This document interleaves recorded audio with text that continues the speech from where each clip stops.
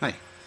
So here we are again for Parshat Shemot, and we'll once again start with we'll focus on a midrash from the Tanchuma.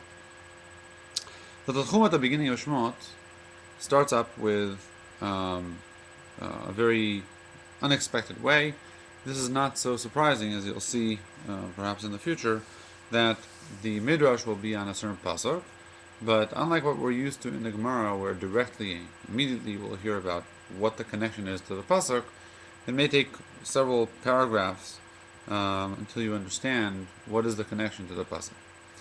The pasuk says, so the midrash starts, "Ve'ele shemot, v'zeh she'amar katuv, chosech shivto soneh beno, ve'ohavo shicharo musar." בנוהג שבעולם, אדם שאמר לחברו, פלוני היכה את בנך, יורד עמו עד לחייו. ומה תמון לומר חוסך שבטו שונא בנו, ללמדך שכל המונע בנו מן המרדות, סופו יוצא לתרבות רעה ושונאהו. So, the Midrash starts off by quoting a pasuk from Mishlei, which is Proverbs, which has a bunch of proverbs, which are sort of good lessons for a good life. And one of the famous verses from there is Chosech Shivto Soneh Beno. A person who does not punish his son is the shevet is like a stick. So a person who's Chosech Shivto, who doesn't use the stick, who doesn't punish his son, Soneh Beno, he hates his child. If he loves his child, he will be Meshacher Oto Musar, he'll teach him Musar, he'll give him Musar, and correct his ways. And then, after quoting that pasuk, the Midrash starts talking about something very a bit strange, at least in the phrasing. B'noag sheba'olam, the normal way that the world works. Adam she'amar lechavero, peloni hika et bincha. If you're told that somebody else struck your son, yored imo ad chayav, then the father will chase that other man. Yored imo ad chayav, going down into his life, meaning you'll pursue that violent person to the end of the world. And then, matamun lomar chosech shivto soneh beno. So what does the pasuk tell us? To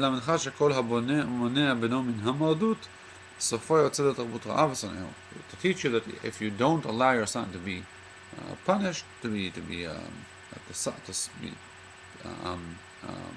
struck, in the end that son will go off. His ways will be wrong, and he'll hate you.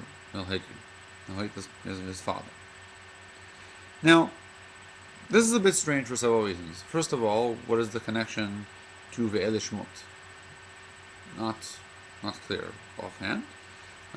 Also, the connection between the two pieces over here, the verse and the example, are a bit strange. The verse talks about a person, Chosech Shivto Soneh Beno, a person using the stick with his child, whereas the mashal that is being referenced is if you see another person, someone else, striking your son, you will pursue them to the end of the earth. So, and punish them severely. Now, we're not talking about somebody else. We're talking about you doing it with your own child. Of course, there's a difference between a person seeing his own child being struck, by somebody else, and a person who does it for educational reasons. So it's somewhat strange. And at first glance, you might think that that's part of what the Midrash is trying to emphasize, meaning that even though in general we would not want our children to suffer, sometimes we see it fit as parents to make them suffer in order to teach them a lesson. So that's the tension that's there. But I believe that there's actually something else. I don't think that it's a coincidence that the Midrash put over here that mashal in this pasuk. I think it's slightly sort of a refined version of what I just said. But let's go back to the first question. What is this related? How is this related to Ve'ele Shemot? So from here on, for several paragraphs, the Midrash brings a list of people that were people from both sides of the story. In other words, people that their parents did give them Musar, and as a result, things went well for them, and of people that their parents did not do that, and as a result, they hated their parents. So it starts off with Avraham, Ishmael, and Yitzchak, that Avraham did not give Ishmael Musar, but did give Yitzchak Musar. Then later on, it goes to Yitzchak and his children, Esav and Yaakov.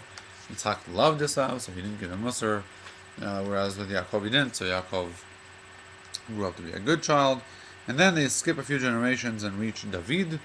David, as we know, this is even said explicitly in the text about David's children, that that he didn't with Shmuel and later on with Adoniah, he didn't berate them for the bad things that they had done, and so things did not work out for them. However, on the other hand, then the Midrash changes sort of tones and talks about the wonderful results that you got with Yitzchak, with Yaakov, and Yaakov with his children, that all of them, came out good. This is actually pretty interesting.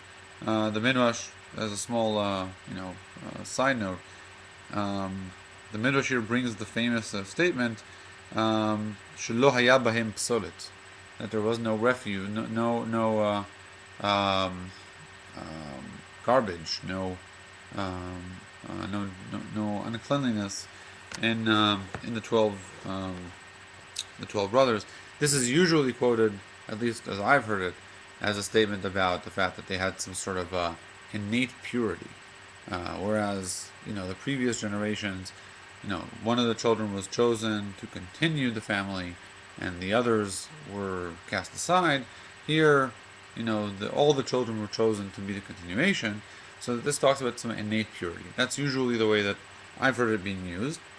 But in this context, it actually seems to be that this is talking about them not having any psolet as a result of Yaakov's great teaching abilities, great educational morals, that he was able to bring up such children. It says, Af Yaakov Avinu yisered banav. He was meyaser them. He caused them to suffer when they needed to be taught a lesson, I guess. V'rida otam v'limdam d'rachav v'ochotav. He taught them, his ways. Shelo haya b'hem psolet, so that they will not have psolet. In other words, it's not something innate; it's a result of hard work, of education. So, interesting point there, especially when these things tend to be taken out of context many, many times. After that point, continuing in the good side of this equation, we started out with the bad side of the children that were not treated well, that were not given Musar and the results, and now we're talking about those that were. We hear about one other child of David, which is Shmuel, about which it says in Mishlei, Divrei Lemuel Melech Masa Asher Yisarto Imo. So according to the Masorah, Shlomo is the one who wrote the book of Mishlei, and so what does it mean? So it's talking here about Melech, about the Melech, or Shmuel. Sorry, not Shmuel, Shlomo. Asher Yisarto Imo, that his mother was meyaser him. She had, I'm not sure the word tormented is correct. Tormented has a negative tone to it. She would teach him a lesson in harsh ways. She was harsh with him. And the Midrash is actually very, very, explicit about what happened. Amar Rabbi Yosef bar Chananya, Mahu Masa Asher Yisarto Imo. What was this Masa? מלמד שכפפתו בת שבע על העמוד ומכה אותו בשבט ומייסרתו. She would bend him over on a pole, and she would whack him, and she would tell him, you have to be a good child, and all this musar that she would give him.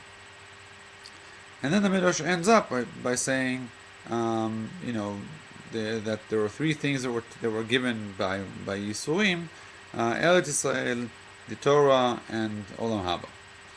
And how is this connected, of course, to the issue of Elisha Shemot? Again, how does this connect to our parsha? So I think I'm going to stop here this video, and I'll see you at the other end in the next video.